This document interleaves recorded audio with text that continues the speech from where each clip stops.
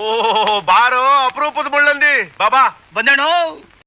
ಈ ಪ್ರಸ್ತುತ ವಿಷಯ ಏನು ಬಾನು ಮುಷ್ತಾಕ್ ಅವ್ರನ್ನ ದಸರಾ ಆರಂಭೋತ್ಸವಕ್ಕೆ ಉದ್ಘಾಟಕರಾಗಿ ಕರೆದಿರುವುದು ಒಂದು ವಿಷಯ ಚರ್ಚೆ ಆಗಿದೆ. ನಮ್ಮ ಪ್ರಕಾರ ಹೇಳ್ಬೇಕಂದ್ರೆ ಈ ಚರ್ಚೆ ಆಗಿದರೆ ಈ ದೇಶದ ದೊಡ್ಡ ದುರಂತ ಅಂತ ಹೇಳ್ಬೋದು. ನಿನ್ ಮುಖ ನೀನು ಯಾವತ್ತಾದ್ರೂ ಕನ್ನಡಿ ನೋಡಿದ್ಯಾ? ಪ್ರಪಂಚದ ಅತ್ಯುನ್ನತ ಒಂದು ಪ್ರಶಸ್ತಿಯನ್ನ ತಂದುಕೊಟ್ಟವ್ರಿಗೆ ಕರ್ನಾಟಕ ಸರ್ಕಾರ ಗೌರವ ಕೊಡ್ತಿದೆ. ನನ್ನ ಮಗ ಸುತ್ತಿ ಬಳಸಿ ಎಲ್ಲಿಗೆ ಬರ್ತಾವನೆ ಅಂತ ನಂಗೆ ಗೊತ್ತು. ಇದು ಬಾನು ಮುಷ್ತಾಕ್ ಅವರು ಪ್ರಶ್ನೆ ಮಾಡಬೇಕಾಗಿತ್ತು. ಬಾನು ಮುಷ್ತಾಕ್ ಅವರು ಆನ್ಸರ್ ಮಾಡಬೇಕು. ಇಂದಿನ ಚರ್ಚಾ ವಾಹಿನಿಗಳಲ್ಲಿ ಟಿವಿ ಡಿಬೇಟ್ಗಳಲ್ಲಿ ನಾವು ನೀವು ಮಾತಾಡೋದಕ್ಕೆ ಯಾರು? ನಿನ್ನ ಮಾತು ಕೇಳ್ತಾ ಇದ್ರೆ ಕುಡಿದಿರೋ ಕಿಕ್ಕೆಲ್ಲ ಇಳ್ತೋಗ್ತಾ ಇದೆಯಲ್ಲ. ಆಸ್ತಿಕತೆ ಮತ್ತು ನಾಸ್ತಿಕತೆ ಸಂವಿಧಾನದ ಪ್ರಕಾರ ಒಬ್ಬ ವ್ಯಕ್ತಿಯ ಅವರ ವೈಯಕ್ತಿಕ ವಿಚಾರ. ಕರಡಿ ತರ ಅವನೇ, ಇವನ್ಗೆ ಯಾರು ಕೊಟ್ರಪ್ಪ ಈ ಕೆಲಸ? ಈಗ ಸರ್ಕಾರ ಅವರಿಗೆ ಅಧಿಕೃತವಾದ ಆಹ್ವಾನ ನೀಡಿದೆ, ಅದನ್ನ ಒಪ್ಪದು ಬಿಡೋದು ಬಾನು ಮುಷ್ತಾಕ್ ಮೇಡಮ್ ಅವ್ರದ್ದು. ನಾವು ನೀವು ಮಾತಾಡೋದ್ರಲ್ಲಿ ಏನರ್ಥ ಇದೆ? ಇದರಲ್ಲಿ ದಸರಾ ಉದ್ಘಾಟನೆ ಮಾಡಿದ್ಯಾರು? ಅವ್ರು ಯಾರು ಮಾಡಿದ್ರು? ಟಿಪ್ಪು ಸುಲ್ತಾನ್ ಮಾಡಿಲ್ಲ, ಹೈದರಾಲಿ ಮಾಡಿಲ್ಲ ಅಂದ್ರೆ ಯಾಕೆ? ಮಿರ್ಜಾ ಇಸ್ಮಾಯಿಲ್ ದಿವಾನ್ರಾದಾಗ ದಸರಾ ನಡೆದಿಲ್ವಾ? ನಿಸಾರ್ ಅಹಮದ್ ಅವರು ದಸರಾ ಉದ್ಘಾಟನೆ ಮಾಡಿದಾಗ ಈ ಮಾತಾಡ್ತಿದಾರಲ್ಲ ಮತಾಂಧ್ರು, ಎಲ್ಲಿ ಕುಳಿತಿದ್ರು ಅವರು? ಆಯ್ತು ಮೇಡಮ್, ಅದಕ್ಕೆ ಉತ್ತರ ಕೊಡೋಕ್ ಮುಂಚೆ ಒಂದ್ ನಿಮಿಷ.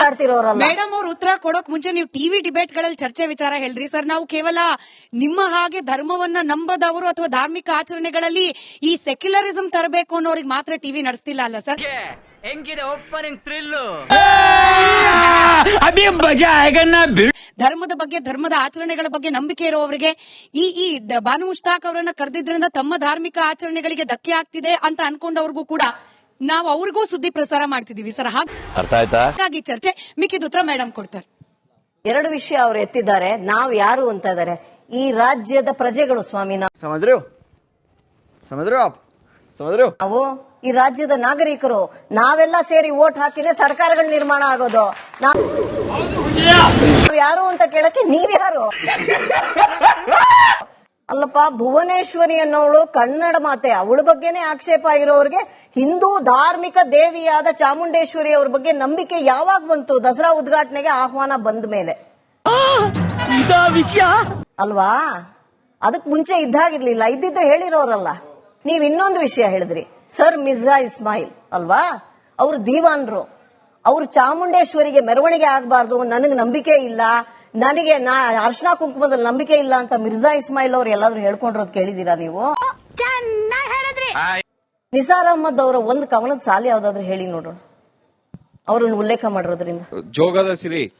ಹೇಳಿ ಮುಂದಕ್ಕೆ. ನಿತ್ಯೋತ್ಸವ ಕವಿ ಜೋಗದ ಸಿರಿ ಬೆಳಕಿನಲ್ಲಿ. ಹೇಳಿ ಮುಂದಕ್ಕೆ ಹೇಳಿ, 2 ಸಾಲ ಹೇಳಿ. ಜೋಗದ ಸಿರಿನೇ 2 ಸಾಲ ಹೇಳಿ. ಕನ್ನಡದ ಆರಾಧಕರಲ್ವಾ ನೀವು? 2 ಸಾಲ ಹೇಳಿ. ಬರ್ತಾ ಇಲ್ಲ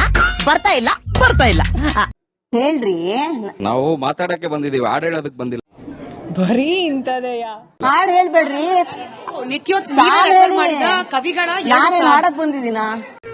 ಇದೊಂದು ಬದುಕಿ, ಇದೊಂದು ಜನ್ಮವೇ, ಎಂತಹ ದುರ್ವಿಧಿ, ಇದೆಂತಹ ದುರ್ವಿಧಿ. ಜೋಗದ ಸಿರಿ ಬೆಳಕಿನಲ್ಲಿ ತುಂಗೆಯೇ ತೆನೆ ಬಳುಕಿನಲ್ಲಿ ಸಹ್ಯಾದ್ರಿಯ ಲೋಹದದಿರ ಉತ್ತುಂಗದ ನಿಲುಕಿನಲ್ಲಿ ನಿತ್ಯ ಹರಿ ಧ್ವರ್ಣವನದ ತೇಗ ಗಂಧ ತರುಗಳಲ್ಲಿ ನಿತ್ಯೋತ್ಸವ. ಮುಂದೆ ಕೇಳಿ. ಆದ್ಮೇಲೆ ಪದ ಯಾವುದು ಸರ್? ಹೇಳ್ರಿ. ಅದು ತಾಯಿ ಅನ್ನೋ ಪದ ಹೇಳಕ್ಕೆ ಏನ್ ಸಂಕೋಚ? ಹೇಳ್ರಿ. ತಾಯಿ ನಿತ್ಯೋತ್ಸವ. ನಿಸಾರ್ ಅಹಮದ್ ಅವರು ಕನ್ನಡಾಂಬಿಯನ್ನ ತಾಯಿ ಅಂತ ಒಪ್ಪಿದ್ದಾರೆ, ಬಾನು ಮುಷ್ತಾಕ್ ಅವರು ಒಪ್ಪಿಲ್ಲ ಅಷ್ಟೇ ಸರ್. ಇದು ಆಕ್ಚುಲಿ ಚೆನ್ನಾಗಿರೋದು. ಭುವನೇಶ್ವರಿಯನ್ನ ತಾಯಿ ಅಂತ ಬಾನು ಮುಷ್ತಾಕ್ ಅವರು ಒಪ್ಪಿದ್ರ ಇಲ್ವಾ? ಅದು ಅವರ ಧರ್ಮದ ವಿಚಾರ, ಅವರ ವೈಯಕ್ತಿಕ ವಿಚಾರ. ಯಾವ ಬೋಳಿ ಮಗ ಹೇಳಿದ್ರಿ? ಏನ್ರಿ ಅದು ಮಾತಾಡೋದು? ಏನ್ ಮಾತಾಡ್ತಾರ್ರಿ? ಯಾವನ್ರಿ? ಈಗ ಚಾಮುಂಡೇಶ್ವರಿ ಕೂಡ ಹಿಂದೂಗಳ ವೈಯಕ್ತಿಕ ವಿಚಾರ, ಧರ್ಮದ ವಿಚಾರ ಹೌದು. ಸ್ವೀಕರಿಸಿ, ತಾಯಿ ಚಾಮುಂಡೇಶ್ವರಿ ಮೇಲೆ ನನಗೆ ನಂಬಿಕೆ ಇದೆ, ಅವರ ಅನುಗ್ರಹದಿಂದನೇ ನಾವು ಉದ್ಘಾಟನೆ ಮಾಡಕ್ಕೆ ಬಂದಿದ್ದಾರೆ ಅಂತ. ಇದರಲ್ಲಿ ಅನುಕೂಲ ಸಾಧ್ಯ ಇಲ್ಲ ಈಗ. ಯಾಕೆ ಆಗಲ್ಲ? ಯಾವಾಗ ದಸರಾಗೆ ಆಹ್ವಾನ ಬಂದಿರಲಿಲ್ಲ ಆಗ ನನ್ನ ಕನ್ನಡಾಂಬೆ ಅಂತ ಒಪ್ಲಿಕ್ಕೆ ಕಷ್ಟ. ಈಗ ದಸರಾಗೆ ಆಹ್ವಾನ ಸಿಕ್ಕಿದೆ, ಈಗ ನಾನು ಒಪ್ತೀನಿ. ಇದು ಅನುಕೂಲ ಸಿಂಧುತ್ವ ಅಂತ ನಿಮಗೆ